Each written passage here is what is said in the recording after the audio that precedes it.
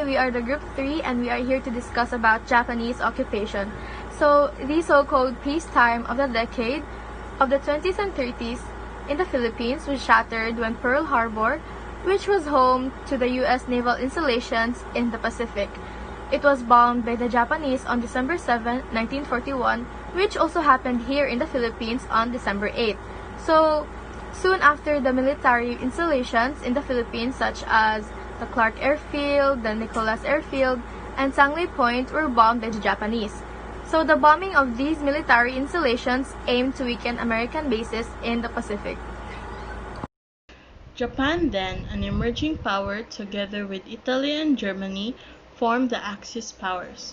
With the outbreak of the World War II, the US and the Great Britain agreed to pursue a Europe First policy, which meant the war resources of the two countries would concentrate in defeating Nazi Germany while simultaneously fighting the Japanese in the Pacific Front, but less resources. Once Nazi Germany was no longer a threat to Great Britain, the Allied powers agreed to concentrate their forces against Japan. Japan aimed to free Asia from its Western colonizers by giving independence to the colonized Asian countries. The Philippines, as an American colony, was thus to be freed from the clutches of the US, hence the occupation of the country from Japanese invaders. It lasted from December 1941 to 1945. War starts in the Philippines. Experts from breaking the silence. It was December 9, 1941, when the news of the bombing of the Pearl Harbor hit the front page of the newspapers in Manila. Fearful of more Japanese bombing and anticipating worst-case scenarios, Filipinos evacuated to a safer ground and started hoarding food items. Below is an excerpt from the war memoir written by Lourdes Reyes Montinola, entitled Breaking the Silence. The Breaking the Silence is a story reluctantly told by the author, a survivor of Japanese atrocities during the liberation of Manila. It was partially recounted to Nick Joaquin, who had been commissioned by the author or the family and the Far Eastern University to write a biography of Dr. Nicanor Reyes, a university founder and the first president. Nick Joaquin's book was launched in February 11, 1995, by coincidence almost exactly 50 years after Dr. Reyes and his family perished. A memorial to the non-combat victims of the battle for the liberation of Manila was inaugurated in the Plazuela Santa Isabela in Intramuros on February 18. The author and other survivors belonging to Memorare Manila raised funds for the monument. They were asked to surmount the pain and anguish of reliving their experiences and to tell the story of the innocent civilians who died in the battle. This is Lourdes R. Montinola's sharing her story. After the Japanese bombed the military installations like Clark and Nicolas and places like Baguio, Davao, and Manila, the Japanese landed in the northern part of the zone. The invaders landed in Vigan and Apari on December 10, 1941, in Davao on December 20, in Lingayen, Pangasinan on December 22, and in Atipunan and Buban in Lamon Bay on December 24. The Commonwealth government was evacuated on Corregidor and the Yusafi forces withdrew to Bataan on the eve of Christmas in 1941. Japanese forces, which came from the northern part of the zone and from the southern part, planned to converge in Manila, which made necessary the declaration of Manila as an open city on December 29. Despite the declaration, Manila was bombed by the Japanese, hitting Santo Domingo Church and the Intendencia in Intramuros. On January 9, 1942, the Japanese started bombing the stronghold of the Yusafi forces in Bataan. For 3 months, Filipino and American soldiers withstood Japanese air attacks and naval blockade. On April 9, the surrender of Bataan was announced by the Yusafi broadcast station in Manila Tunnel in Corridor. The message was written by Captain Salvador P. Lopez and announced it on air by Lieutenant Norman Reyes. After the fall of Bataan on April 9, 1942, Filipino-American troops were forced to march from Bataan to San Fernando, Pampanga. This march under the heat of the sun affected soldiers' hunger, dehydration, and fatigue to the point of death. This event earned itself for an infamous title which was called the Death March. The fall of Bataan made the Japanese forces concentrate on bombing Corregidor, the rock fortress of the Americans. On May 6, 1942, USA FFE Commander-in-Chief Jonathan Wainwright surrendered the entire USA FFE forces in the Philippines to General Masaharu Huma. The Greater East Asia Co-Prosperity Sphere was an imperial concept which was created and promulgated by the Japanese to prevail in their occupied territories in Asia during the years 1930 to 1945. It aimed to create a self-sufficient bloc of Asian nations free from Western powers and led by Japan. As for the Philippines, the Japanese army envisioned the country as a source of agricultural products. Cotton cultivation was attempted by the Japanese. However, this venture failed due to factors such as lack of skills, transportation, and shortage from the lack of fuel and food shortage. On August 3, 1942, General Masaharu Homa explained to the Filipinos the reason for their occupation of the Philippines and the idea of the Greater East Asia Co-Prosperity Sphere. The idea of the Greater East Asia Co-Prosperity Sphere is to establish, under the spirit of universal brotherhood, a firm and enduring structure by consolidating the Asia for Asians, and to create a permanent and lasting sphere of happiness and well-being for the peoples within the great are having a geographical affinity. It lies unquestionably with the determination to establish the Greater East Asia Co-Prosperity Sphere.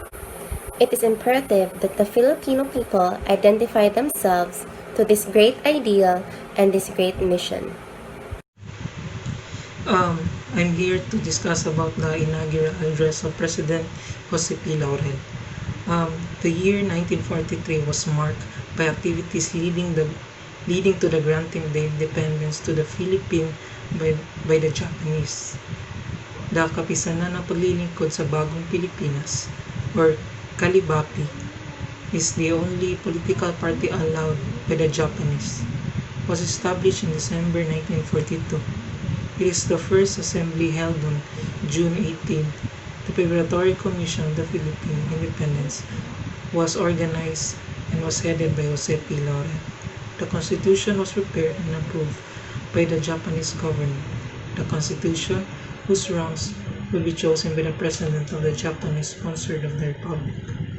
On September 25, the National Assembly elected Jose P. Laurel as the President of the Republic, and on October 14, was inducted into the office. There is need of awakening a moral consciousness of the people so that they can be able to face their new responsibilities with the added vigor and enthusiasm. We should evolve the new type of citizen who would be ready to willing to subordinate himself to the larger and vital interests of the state. This was a part of President inaugural address. Thank you. On June 15, 1944, Claro M. Recto, who was Minister of Foreign Affairs, wrote to Lieutenant General Takaki Wachi, Director General of the Japanese Military Administration, protesting Japanese atrocities. The establishment of a Japanese-sponsored republic with Jose P. Laurel at its helm did not make the Filipinos accept Japanese occupation readily.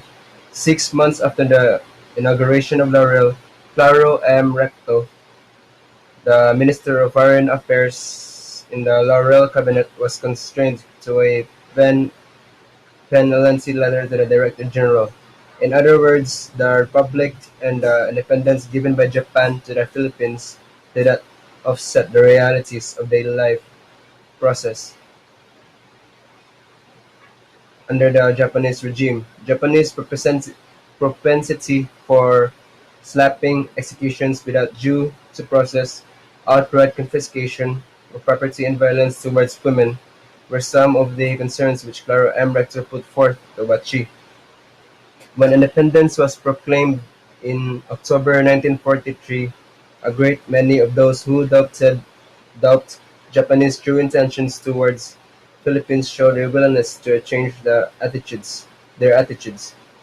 They had high hopes for the newly established republic and are expected to see a material improvement in the conditions then existing, particularly in the relationships between Japanese and the Filipinos. Thank you. Liberation of the Philippines Proclamation of General Douglas MacArthur, Commander-in-Chief of the United States Army to the people of the Philippines. Despite the independence granted by Japan to the Philippines and the establishment of a republic headed by a Filipino, the Filipinos continued to resist the invader. News of impending liberation of the Philippines by the Americans made air raid drills a daily reality.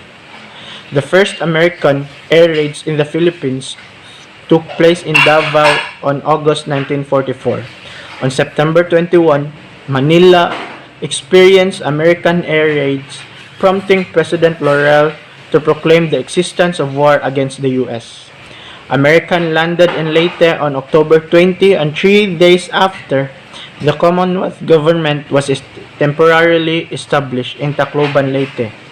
On December 21, the Laurel government evacuated to Baguio. January 45 saw American forces landed in Lingayen, Pangasinan. The following month, American forces entered Manila, which started month-long Battle of Manila. So Douglas MacArthur proclaimed in July 4 that the Philippines had been liberated from the enemy. On August 15, 1945, Japan surrendered unconditionally to the Allied powers, and on September 3, General Tomoyoki Yamashita surrendered and all Japanese forces in the Philippines. So the words "I shall return" were uttered by MacArthur when he departed the Philippines in 1941. Douglas MacArthur, as Commander-in-Chief of the military forces, declared and proclaimed to the Philippines that, number 1, the government of the Commonwealth of the Philippines is subject to the supreme authority of the government of the United States, the sole and only government having legal and valid jurisdiction over the people in the areas of the Philippines free of enemy occupation and control. Number 2, that the laws now existing on the statute books of the Commonwealth of the Philippines and the regulations promulgated pursuant thereto are in full force and effect and legally binding upon the people in areas of the Philippines free of enemy occupation and control. And number 3, that all laws, regulations, and process of any government in the Philippines than that of the said Commonwealth are null and void and without legal effect in the areas of the Philippines free of enemy occupation and control. And lastly, but not the least, number 4, restore and extend to the people of the Philippines the sacred right of the government by the constitutional process under regularly constitute Commonwealth government as rapidly as the several occupied areas are liberated and the military situations will otherwise permit. So that sums up the discussion about Japanese occupation. So hope you learned and enjoyed our report. Thank you.